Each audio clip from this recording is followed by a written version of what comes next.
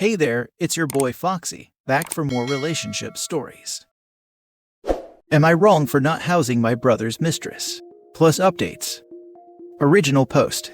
My brother is 51 male, his mistress is 47 female, and niece 1-year-old. Backstory: my brother had an affair on his wife while they have 5 kids. After quitting his job, and they moved in with his in-laws. My brother's mistress got pregnant, and she also decided to quit her job, got evicted from her previous rental, leaving my niece homeless.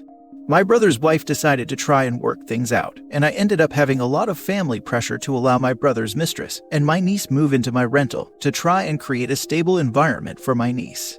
Eventually, I agreed to allow them to move in, with a couple of conditions. 1. Pay $500 each month. Most of it goes to the cost of the utilities. 2. No dogs.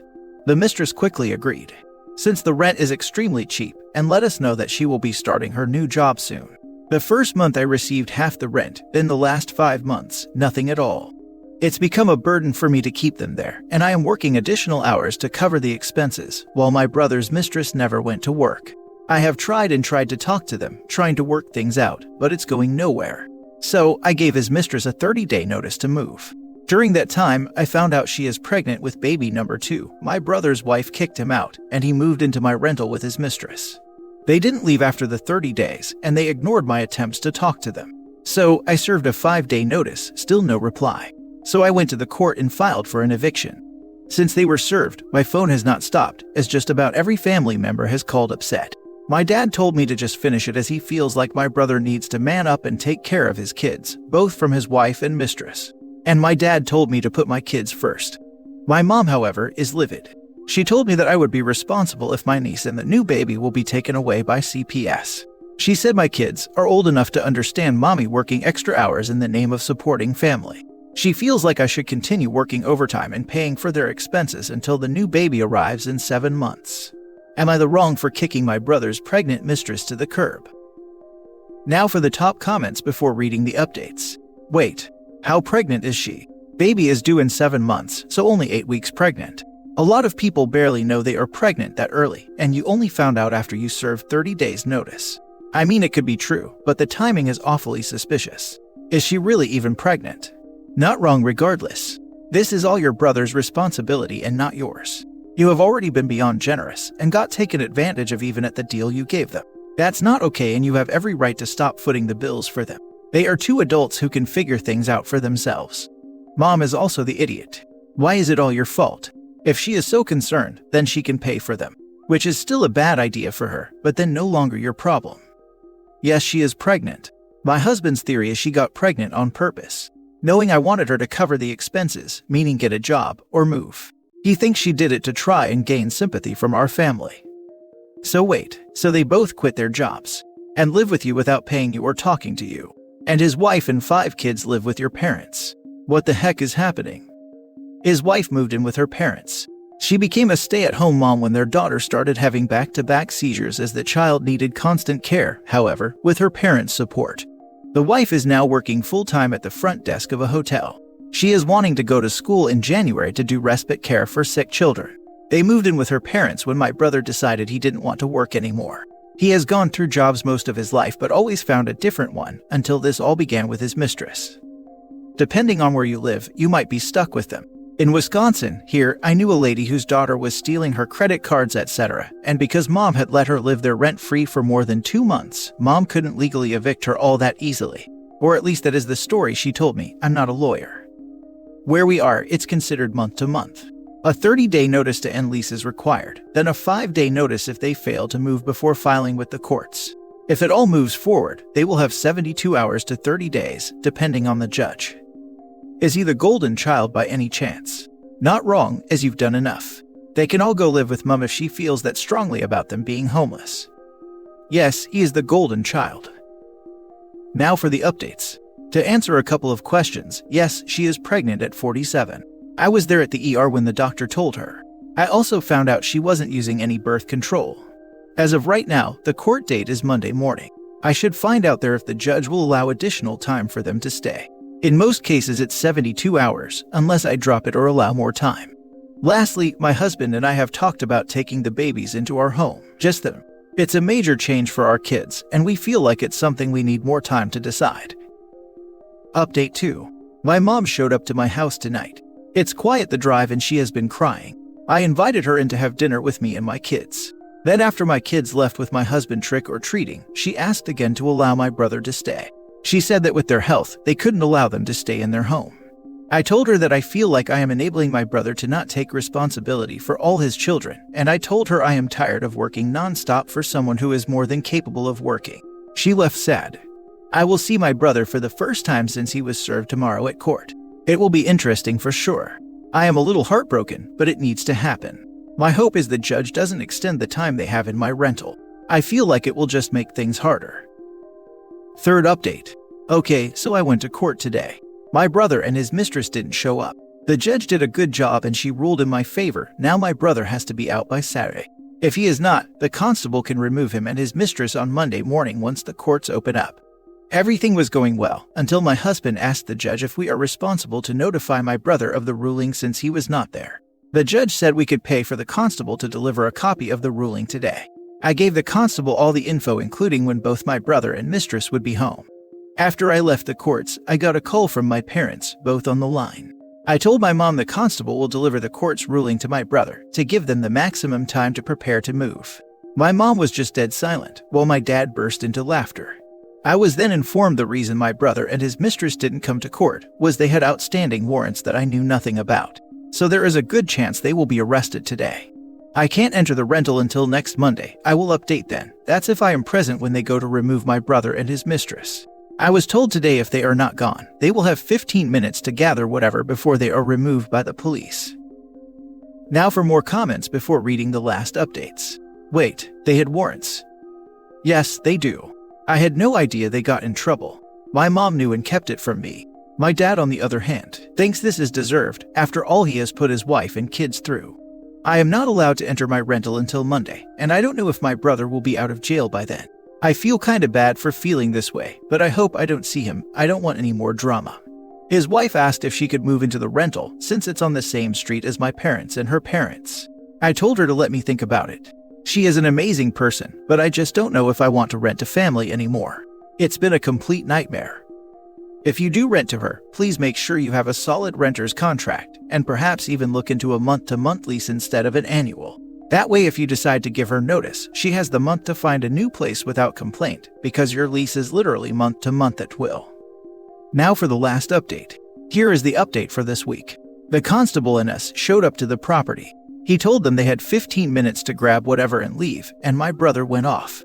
I sat in the car while my brother started threatening me. I have never seen him act so horrible, so I just sat in the car not replying. Then he just started smoking and not packing anything. His mistress was screaming from the house saying, "You told me I would never have to move. You told me your sister wouldn't evict me." My brother then slammed the door in the constable's face, locked it and refused to leave. At that time, additional police were called out. My brother's response was yelling that he was going to knock me out, that he has a gun and will use it on me. Again, he has never treated me this way. So the police asked me to leave and go get lunch in hopes they could calm him down. Nope, it didn't work. They had to knock the front door in, and they gave his mistress 35 minutes to pack things. She didn't, she just sat in their car mad. We changed the locks and cleaned the place up. Then on Tuesday, I got a call from the constable saying they needed to get an inhaler. I am not required to give them medicine, but I am required to give them their identification. So I drove 4 hours back, loaded all medicines in a box, put all important papers, photos in another box, and told the constable I was ready. They showed up quickly. He handed them the boxes, and they had another meltdown, calling names and yelling more threats because they wanted to go into the house. I was told they set up secret cameras, and they were watching me, and no, I touched their stuff. The constable told them it was illegal to secretly record on private property, and they could go to jail for 2 to 10 years. My brother then started walking towards the constable in an aggressive manner, so I called the police. My brother told them to arrest me, but the police told him I wasn't the one going to jail. His mistress took the boxes and left while yelling. I know I have to see them again, but I am thinking about filling a restraining order against them. The police even recommended I do that. What the heck was the plan here? Let's just live here rent-free and bang, and pop out babies forever. Christ, I am not smart enough to have so many people stupider than I am. Drugs. My vote is on them taking substances. Cheats, gets Mistress pregnant, stashes her away to reconcile, cheats and impregnated her again. Dude is just a walking bad decision. When my mom was alive, some extended family complained because she insisted on drawing up legal contracts for any requests they made, like borrowing money. Blah blah, but family, you know the drill. Only one family member ever agreed to mom's terms and paid her back per the contract. It made me realize that it's especially important to have a paper trail when dealing with the people I consider closest. My uncle would borrow money from family members all the time, especially my mother, because she was one of the most family people I've ever known. She'd get about half of it back before his excuses started. Then he'd start lying to her that he had paid more, and she'd eventually give up on it. Once I mediated between them, wrote receipts, kept tabs, made sure everything was written down. He got to paying half of it back, then started saying he had given money to my brother to give to her. Not to the person giving him receipts for it, but someone unrelated and knowingly unreliable. I tried to get her to take him to court over it because we had written documents and written receipts, but family and she let him off, again, for over $5,000. Be as hard as you can about your due diligence, but you also have to be willing to follow through on it. I love how the dad's response was just, finish him. Dad's laugh at the end was the cherry of this whole thing. Last story. Am I wrong for not wanting my ex's son at my Christmas? Trying to be concise. I was with my ex for about 7 years, never married, lived together the last 4, broke up 3 years ago. She has a 21-year-old son, Shane, who is now going to college in a town I have since moved to, that his parents do not live in, about 6-hour drive. We've moderately kept in touch since the breakup, mostly just when he reaches out to me. I would have preferred a clean break from both him and his mom, but have a hard time totally shutting people out. I have not even seen Shane in person since he was 18. Anyway, I got married last year and welcomed my first child 6 months ago. This will be my first Christmas with my wife and child. Shane was going to go visit where his mom lives now for Christmas, but due to a pending storm, it's uncertain if he will be able to travel there. So he called me last night and asked if he could spend Christmas with me.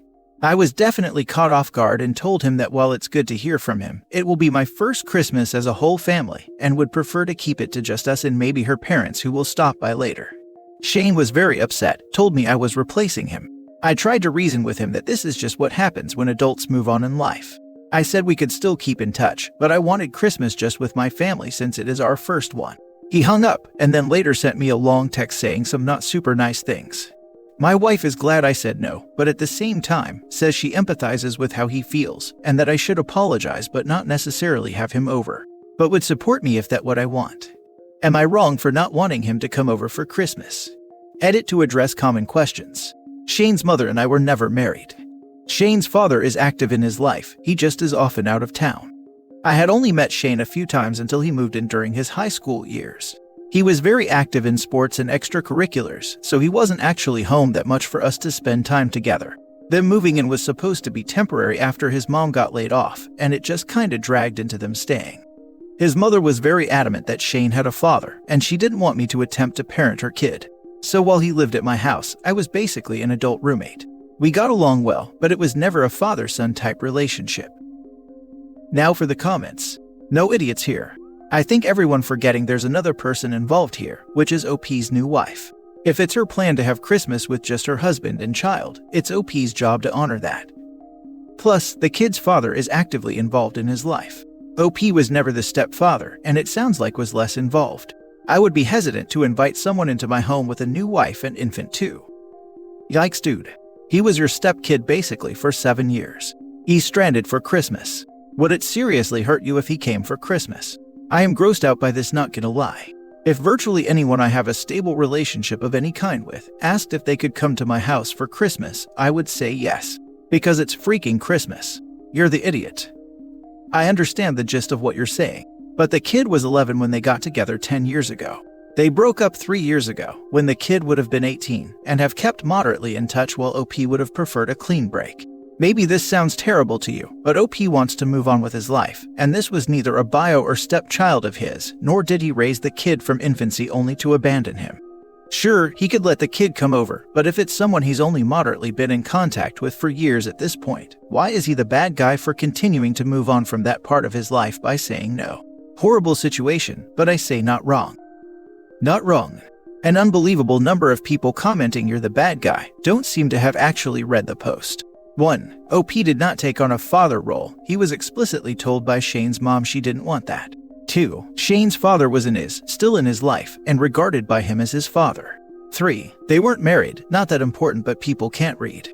4. Everyone crying that Shane has nowhere to go, will be left alone at Christmas, etc. OP states he could travel to spend Christmas with friends or family. 5. Lots are criticizing OP for letting the situation go on as long as it has, but then want him to double down and have him over for an awkward Christmas with a family he's no longer part of, and make it even more difficult to separate properly. Shaking my head. Yes. Also, why does everyone keep talking about a kid being left out? That's a 21-year-old adult, and it seems that they have never been close anyway. Oh, one more thing, I think it's rude to self-invite yourself. Let the other person know that you don't have any plans for that day and see if they invite you over. Not wrong, OP.